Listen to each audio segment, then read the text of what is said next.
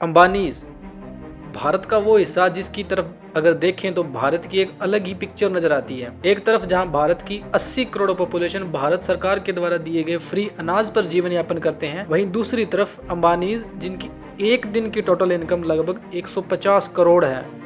अब तक मुकेश अंबानी की टोटल नेटवर्थ लगभग 113 बिलियन डॉलर है। आज इस वीडियो में अंबानी जो इंडिया की रिचेस्ट फैमिली है की हिस्ट्री को देखेंगे और देखेंगे कि कैसे अंबानीज ने अपना एम्पायर इस्टेब्लिश किया। अंबानीज की कहानी शुरू होती है धीरूभाई अंबानी से, जो 1957 में यमन से भारत लौटते हैं और भारत में एक ट्रेडिंग बिजनेस की शुरुआत करते हैं। जिसके बाद फरवरी 1958 में धीरूभाई अंबानी मस्जिद बुंडेर मुंबई में अपनी एक मसालों की दुकान खोलते हैं। ये स्मॉल शॉप ही रिलायंस का पहला ऑफिस बनती है, जहां से वो मसालों का व्यापार करना शुरू करते हैं। इसके बाद 1961 में उन्हें लगा कि धागा यानी पॉलिएस्टर की ट्रेडिंग बढ़ रही है, तो वे ये भी करना शुरू कर देते हैं और धीरे धीरे अपने बिजनेस का एक्सपेंशन करने लगे।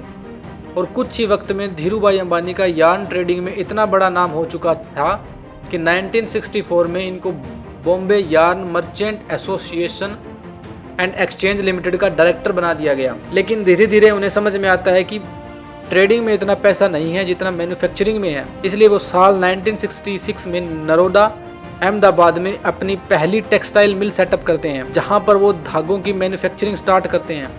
रिलायंस की यही मिल इंडिया में टेक्सटाइल रिवोल्यूशन लेकर आई, क्योंकि इसी मिल से इंडिया का सबसे आइकॉनिक टेक्सटाइल ब्रांड विमल का जन्म हुआ, जो अपने समय में कस्टमर में काफ़ी पॉपुलर था। विमल ब्रांड इतना पॉपुलर था कि 1972 में बॉम्बे के ओपेरा हाउस के नज़दीक रॉक्सी थिएटर में फर्स्ट एक्सक्लूसिव शोरूम ओपन किया गया। ब्रांड की इतनी पॉपुलैरिटी का बड़ा कारण था कि धीरूभाई अंबानी ने कभी अपनी प्रोडक्ट की क्वालिटी से कॉम्प्रोमाइज़ नहीं किया। रिलायंस ने अपने प्रोडक्शन में बेहतर से बेहतर टेक्नोलॉजी का इस्तेमाल किया था। इसलिए 1978 के आते तक धीरूभाई अंबानी को हमारे देश का टेक्सटाइल किंग बुलाया जाने लगा। इसके नेक्स्ट ईयर ही यानी 1977 में रिलायंस ने अपना पहला IPO लॉन्च करता है, जो लॉन्च होते ही 7 गुना ओवर सब्सक्राइब हो जाता है। साल 1980 तक आते आते धीरूभाई अंबानी को एहसास हुआ कि पॉलिएस्टर की प्रोडक्शन के लिए जो रॉ मटेरियल की ज़रूरत पड़ती है उसके लिए वह मोस्टली इंपोर्ट पर डिपेंडेंट है। धीरूभाई अंबानी इसी इंपोर्ट डिपेंडेंस को कम करना चाहते थे, तो उन्होंने इसे भारत में बनाने की सोची, जिसके लिए उन्हें पेट्रोकेमिकल प्लांट की ज़रूरत थी। इसके बाद धीरूभाई अंबानी ने पताल गंगा में अपना पहला पेट्रोकेमिकल प्लांट सेटअप करते हैं। इस प्लांट को सेटअप करने के लिए धीरूभाई अंबानी ने अपने बेटे मुकेश, जो उस समय स्टैनफोर्ड में पढ़ रहे होते हैं, उन्हें वहां से वापस बुला लेते हैं और प्लांट की सारी रिस्पॉन्सिबिलिटी उन्हें सौंप देते हैं। ये प्लांट 2 साल में बनकर तैयार हो जाता है और इसके बाद रिलायंस पेट्रोकेमिकल प्रोडक्ट भी बना रही थी और पॉलिएस्टर फिलामेंट यार्न भी, जिससे टेक्सटाइल बनते हैं। इसके बाद 1985 में धीरूभाई अंबानी रिलायंस टेक्सटाइल लिमिटेड का नाम बदलकर रिलायंस इंडस्ट्रीज लिमिटेड कर देते हैं और यहीं से रिलायंस के एक्सट्रीम एक्सपेंशन की शुरुआत होते हैं। आज अगर देखोगे तो रिलायंस की टोटल इनकम सोर्स को 4 सेगमेंट में बांटा जा सकता है, जिसमें पहला है ऑयल टू केमिकल। रिलायंस के पास दुनिया का सबसे बड़ा ऑयल रिफाइनरी है, जो है जामनगर में, जिसे 1999 में सेटअप किया गया था। लेकिन यह एक ही नहीं, आज रिलायंस के पास हजीरा जैसी 10 और केमिकल प्लांट है, जहां हर प्रकार के पॉलिएस्टर का प्रोडक्शन किया जाता है। Oil to chemical segment Reliance के टोटल रेवेन्यू में 41.5% का कंट्रीब्यूशन करता है। रिलायंस के इनकम का दूसरा बड़ा सेगमेंट है डिजिटल सर्विसेज, जो रिलायंस प्रोवाइड करती है। रिलायंस ने अपना पहला टेलीकॉम बिजनेस ईयर 2002 में लॉन्च किया था, लेकिन इसी वर्ष धीरूभाई अंबानी की डेथ हो जाती है, जिसके बाद टेलीकॉम का सारा बिजनेस अनिल अंबानी के पास चला जाता है। इसके बाद मुकेश अंबानी 2007 में Mukesh Ambani Infotel broadband services limited नाम से टेलीकम्युनिकेशन कंपनी शुरू करते हैं, जिसे ईयर 2010 में रिलायंस इंडस्ट्रीज के अंडर एक सब्सिडरी बना दिया जाता है। यही सब्सिडरी कंपनी है जिसे आप रिलायंस जियो के नाम से जानते हैं। और जियो के अंडर आप देखेंगे कि रिलायंस अलग अलग सर्विसेज प्रोवाइड भी करती है, जैसे जियो सिनेमा, जियो फाइबर, जियो पेमेंट। पिछले साल रिलायंस के टोटल रेवेन्यू में डिजिटल सर्विसेज की हिस्सेदारी 33.6% है। अब रिलायंस के इनकम का तीसरा बड़ा सेगमेंट है रिटेल। रिलायंस ने ईयर 2006 में रिलायंस रिटेल नाम से सब्सिडरी शुरू की और जिससे उन्हें इंडिया की रिटेल मार्केट में भी अपने पैर मजबूत कर लिए। रिलायंस के स्टोर्स में हमारी डेली नीड की हर प्रोडक्ट उपलब्ध है। या ऐसा कह सकते हैं कि आज जो भी सामान हम खरीदते हैं उनके प्रॉफिट का कुछ हिस्सा मुकेश अंबानी की जेब में जाता ही है।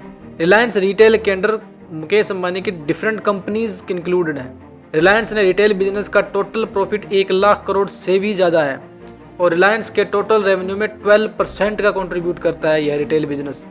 रिलायंस के इनकम का 4th सेगमेंट है रिलायंस का गैस एंड एक्सप्लोरेशन बिजनेस।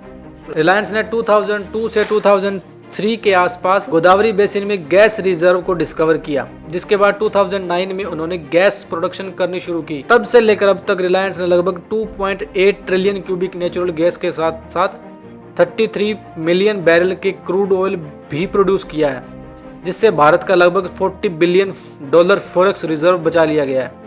इस बिजनेस का रिलायंस के टोटल रेवेन्यू में ओवरऑल 9.5% का कंट्रीब्यूशन है।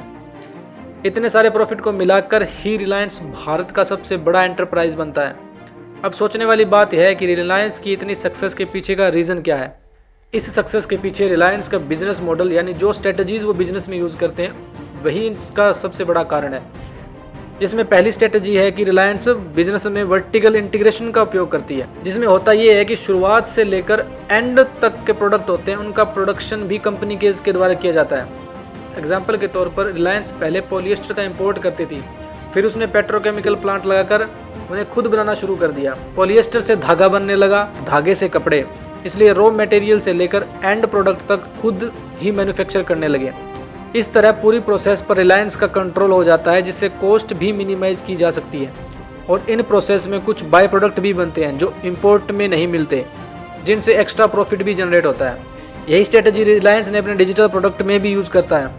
जैसे जियो सिम के लॉन्च के साथ ही अदर डिजिटल प्रोडक्ट जैसे जियो सिनेमा, जियो सावन, जियो टीवी आदि को फ्री में उपलब्ध करवा दिया गया। रिलायंस की दूसरी बड़ी स्ट्रेटजी है उनका कंज्यूमर बेस को बढ़ाना।